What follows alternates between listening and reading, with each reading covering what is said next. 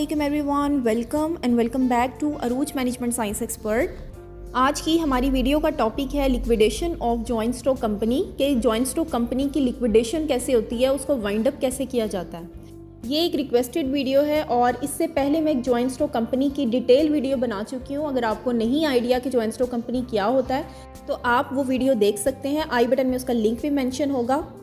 और इससे पहले हम वीडियो की तरफ चलें, मुझे अपने सेकंड चैनल के बारे में भी आपको बताना है कि अगर आप अपनी इंग्लिश को इम्प्रूव करना चाहते हैं बहुत ही सिंपल वे में और अपनी वोकैबुलरी को इम्प्रूव करना चाहते हैं तो आप मेरे सेकंड चैनल पर ज़रूर विजिट करें। उस चैनल का लिंक आपको आई बटन में भी मिल जाएगा वरना लिंक डिस्क्रिप्शन में भी आपको मिल जाएगा। तो चलें फिर वीडियो स्टार्ट करते हैं। सबसे पहले आपको लिक्विडेशन का मतलब पता होना चाहिए। लिक्विडेशन का मतलब होता है वाइंड अप करना या किसी चीज़ को ख़त्म करना। जिस तरह जॉइंट स्टॉक कंपनी की फॉर्मेशन लॉज एंड रेगुलेशंस के थ्रू होती है, इसी तरह से जब इसको वाइंड अप किया जाता है या इसको ख़त्म किया जाता है, लिक्विडेट किया जाता है, तो वो भी थ्रू लॉ किया जाता है। तमाम जो लॉ की रिक्वायरमेंट्स हैं उसको फुलफ़िल करते हुए ही एक कंपनी वाइंड अप होती है। कंपनी की लिक्विडेशन से पहले या कंपनी को ख़त्म करने से पहले कंपनी के जितने भी एसेट्स होते हैं उन सब को सेल आउट करके वो अपनी तमाम ऑब्लिगेशंस को फुलफ़िल करती है।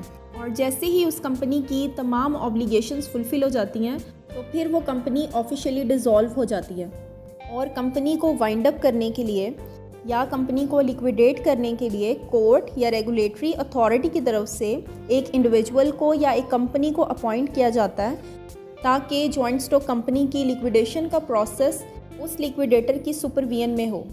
और उस लिक्विडेटर का क्या काम होता है कि उसने सबसे पहले उस कंपनी के एसेट्स की वैल्यू कैलकुलेट करनी है कि मार्केट में मार्केट रेट क्या चल रहा है। उसके बाद उन एसेट्स को सेल आउट करके जो फंड जनरेट होंगे उन फंड से उसने सबसे पहले उस कंपनी के क्रेडिटर्स को पे करना है, यानी डेट सेटलमेंट करनी है उसने। उसके बाद जितने भी रिमेनिंग जो फंड्स होंगे उसके पास, वो जितने भी उस कंपनी के शेयर होल्डर्स हैं उनमें डिस्ट्रीब्यूशन होगी। तो जैसे ही कंपनी की डेट सेटलमेंट होगी, उसके शेयर होल्डर में डिस्ट्रीब्यूशन हो जाएगी और तमाम ऑब्लिगेशन फुलफ़िल हो जाएंगी, तो फिर कंपनी ऑफिशियली डिज़ोल्व हो जाती है।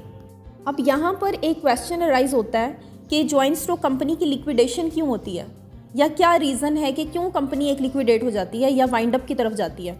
तो इसकी मल्टीपल रीज़न्स हो सकती हैं। जैसे कि कुछ रीज़न्स मैं आपको यहाँ बता देती हूँ। जैसे सबसे पहले फाइनेंशियल डिस्ट्रेस हो सकता है रीज़न, यानी कि कंपनी अगर फाइनेंशियली अनस्टेबल हो गई है, वो अपने डेट्स को फुलफ़िल नहीं कर पा रही है, तो फिर वो कंपनी वाइंड अप की तरफ जाती है। और सेकंड इसकी रीज़न हो सकती है कि बिज़नेस फेलियर, यानी अगर तो जो कंपनी का बिज़नेस मॉडल है या उसकी स्ट्रैटेजीज़ हैं वो सक्सेसफुल ही नहीं हो रही हैं, यानी जो कंपनी ने अपना विजन या मिशन सेट किया था और उसके ऊपर जो उसने स्ट्रैटेजीज़ बनाई हैं, जो मॉडल बनाया है बिज़नेस मॉडल, वो उसके अकॉर्डिंग बिज़नेस चल ही नहीं रहा, तो फिर ये भी रीज़न हो सकती है कि सस्टेन्ड लॉसेस हो रहा है उस बिज़नेस को, तो फिर कंपनी वो वाइंड अप हो जाती है या फिर वो लिक्विडेशन की तरफ जाती है। इसके अलावा बैंकरप्सी हो सकती है। बैंकरप्सी का भी आपको आइडिया होगा कि जब बिज़नेस बैंकरप्ट हो जाता है, दिवालिया हो जाता है उसका, यानी वो अपनी कोई भी ऑब्लिगेशन अब फुलफ़िल नहीं कर सकता, ना अपने क्रेडिटर को दे सकता है और ना वो अदर ऑब्लिगेशंस फुलफ़िल कर सकता है, तो फिर उस सिचुएशन में भी एक बिज़नेस लिक्विडेट हो सकता है। इसके अलावा फोर्थ ऑप्शन हो सकती है मर्जर एंड एक्विजिशन की, कि अगर कोई दो कंपनीज़ या दो बिज़नेस मर्ज हो रहे हैं या फिर एक बिज़नेस दूसरे को एक्वायर कर रहा है, तो उस सिचुएशन में भी एक बिज़नेस जो है वो लिक्विडेट होगा, वो लिक्विडेशन की तरफ जाएगा, वाइंड अप हो जाएगा।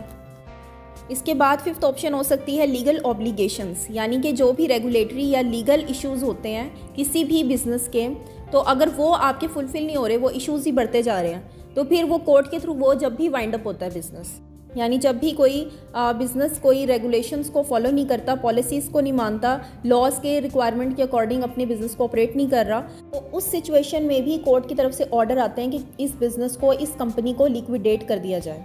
तो ये तो उसकी रीज़न्स हो गई हैं। अब मैं आपको बताती हूँ कि क्या स्टेजेस हैं, किस तरीके से एक बिज़नेस को लिक्विडेट किया जाता है। आई होप आपको अभी तक वीडियो की समझ आ गई होगी जो मैं आपको कन्वे करना चाह रही हूँ। यानी कि अगर आपने डेफिनेशन को अच्छे तरीके से समझ लिया ना कि लिक्विडेशन कैसे होती है, तो फिर स्टेजेस भी आपको बहुत ही आसानी से समझ आ जाएंगे। बेसिकली उसी डेफिनेशन में से ही पॉइंट्स को ड्राइव किया गया है स्टेजेस में। सबसे फर्स्ट स्टेज होता है बोर्ड रेजोल्यूशन। इसमें बोर्ड ऑफ डायरेक्टर, यानी जो कंपनी के बोर्ड ऑफ डायरेक्टर हैं, वो रेजोल्यूशन के ज़रिए लिक्विडेशन का डिसीजन लेते हैं। एक रेजोल्यूशन पास होती है और उसमें ये डिसाइड किया जाता है, और कौन करता है, बोर्ड ऑफ डायरेक्टर, कि इस कंपनी को अब लिक्विडेट कर देना चाहिए।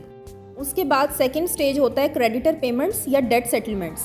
इसमें कंपनी के जितने भी क्रेडिटर्स होते हैं उनके क्लेम्स के मुताबिक उनको पेमेंट की जाती है, यानी जितना भी उन्होंने लोन दिया होता है तो उनको उनकी अमाउंट्स वापस की जाती हैं। उसके बाद थर्ड प्रोसेस होता है एसेट सेल। इसमें क्या होता है कि कंपनी के जितने भी एसेट्स हैं उनको सेल करके उससे जितने भी फंड जनरेट होंगे उससे वो अपनी तमाम रिमेनिंग ऑब्लिगेशंस को फुलफ़िल करती है। नेक्स्ट होता है शेयर होल्डर डिस्ट्रीब्यूशन। उसके बाद जो रिमेनिंग बैलेंस बचता है उसको वो शेयर होल्डर्स के दरमियान डिस्ट्रीब्यूट करती है, जितना जितना उन्होंने इन्वेस्ट किया था उसके मुताबिक उनको पे कर देती है। और उसके बाद नेक्स्ट प्रोसेस क्या होता है क्लोजर का। इसमें क्या होता है कि जब लीगल फॉर्मेलिटीज़ जब पूरी हो जाती हैं उसके बाद कंपनी ऑफिशियली क्लोज हो जाती है। तो व्यूवर्स, मैंने ट्राई किया आज कि मैं एक छोटी सी वीडियो में आपको लिक्विडेशन का प्रोसेस बता दूं, तो बहुत ही आसान और सिंपल वे में मैंने ट्राई किया है। आई होप आपको वीडियो समझ में आ गई होगी, आपको समझ आ गया होगा कि कैसे एक जॉइंट स्टॉक कंपनी को लिक्विडेट किया जाता है, उसके प्रोसेस क्या है, उसके रीजंस क्या हैं।